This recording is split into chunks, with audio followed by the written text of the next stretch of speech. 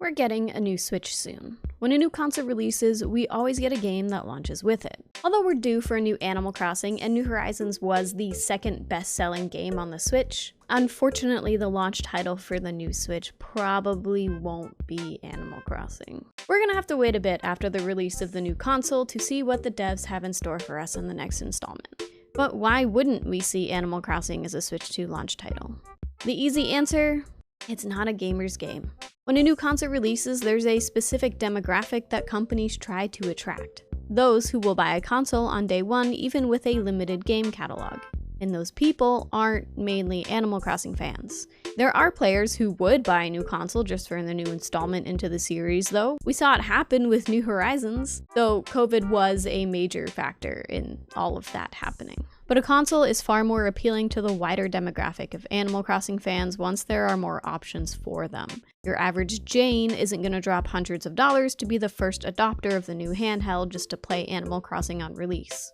I mean, we sold like 20 million Switches in 2021, a full year after New Horizons came out, and that game was still selling like hotcakes. It just goes to show that people who play Animal Crossing aren't dedicated to playing the game on day one. They just want to play the game when it's most convenient for them.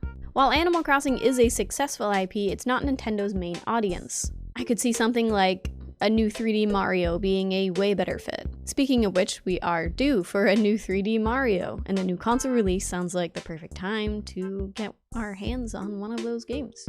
With that out of the way, you're probably wondering, well, when will we get a new Animal Crossing?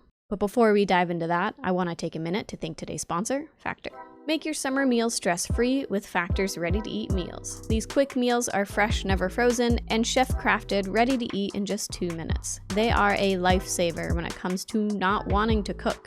Plenty of time for gaming. Just pop in one of these suckers in the microwave and boom, delicious meal ready for you. Quicker than you can sit through Orville, because that dude doesn't stop talking. Factor's menu changes each week with 35 different options to choose from, including popular options like Calorie Smart, Keto, Protein Plus, or vegan and vegetarian meals. There are over 60 add-ons every week like breakfast, on-the-go lunches, snacks, and beverages to help you stay fueled for your entire gaming session, even if it lasts all day. Or maybe you touch grass now that it's summer. I hear it's healthy to go outside once in a while. Factor is proud of its sustainable choices. The company offsets 100% of delivery emissions and sources renewable energy for their production sites and offices. You can feel good mentally and physically while indulging in dinner. After the number of Nook Mall flights we've taken on this channel, I think we can all use a bit more of sustainability in our lives. If you want something a little more fancy, Factor has gourmet meals that feature premium ingredients like filet, shrimp, truffle butter, and asparagus. I always get so hungry when writing these ads. Sign up for Factor now. Get 50% off your first Factor box and 20% off your next month of orders by using my link. Click the link in the description or scan the QR code with your phone. Now that we're fueled up from a delicious healthy meal, it's time to get back to the video. So when will we get a new Animal Crossing if we're not seeing one at launch? Unfortunately, that's a question that not even Nintendo could probably answer yet, but it doesn't mean that we can't speculate.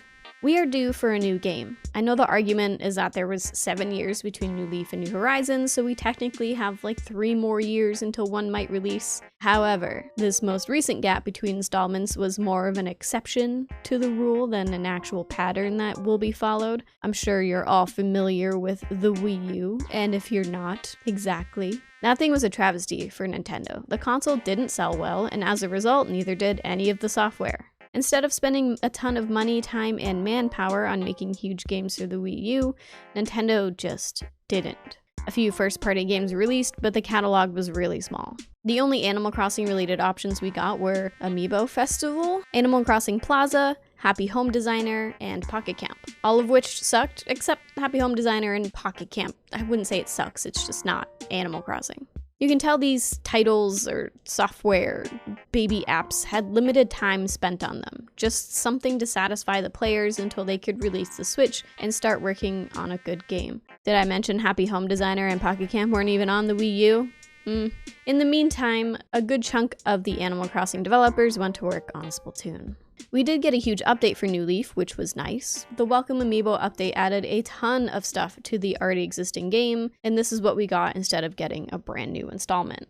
All this means that the huge 7-year gap only happened because the Wii U was an absolute failure. Before that dark period of Nintendo's history, the longest gap between games was 4 years. In fact, that Welcome Amiibo update you love so much, guess when it released? 4 years after the game came out. Whoa, crazy. We assume that if the Wii U was successful, that update might not have happened, and instead we would have received a whole new game for the Wii U. New Horizons has officially been out for 4 years. Where the hell has all the time gone? So it's time for another Animal Crossing. And with the numbers that this most recent game did, they'd be insane to not already have a bit of work done on a new installment, or at the very least, some kind of spin-off. But I think that they at least started conceptualizing the next game after they finished with the final 2.0 update for New Horizons at the end of 2021. I'm sure Aya Kyogoku had her brain going from the get-go. Now that it's 2024, again, what the hell happened to time? That's 3 years of brainstorming progress. I expect to see a new Animal Crossing within a year or two of the new console's release. I have full confidence that we won't have to wait another 3 years to satisfy a long gap that we just experienced. But when a new game releases will be based on Nintendo's strategy of when they release their big-ticket first-party games. Throwing them all out at launch of a console won't give the hardware enough of a chance to last as long as they want it to. We got about one huge Nintendo first-party game each month that first year of the Switch's life. It started with Breath of the Wild in March. April, we got Mario Kart 8 Deluxe. June was ARMS. It was supposed to be a big release, but it wasn't. July was Splatoon 2, etc., etc. There were some months where small first-party titles or third-party titles were released, but every month or so we got at least something huge. I expect the same type of release schedule for the new console since the Switch's was so successful. Why not replicate that? Which means there are ample chances for a big title, aka Animal Crossing, to release each month after the new Switch comes out. I'll just sit here hopeful, flipping my calendar, waiting for the new Animal Crossing, knowing that each month it could just be right around the corner. Ideally, something new space. Gotta solve that mystery of the aliens still. Animal Crossing New Space? It's the only way. Are you excited to see a new Animal Crossing? Share your excitement in the comments below, and I'll see you next time. Bye!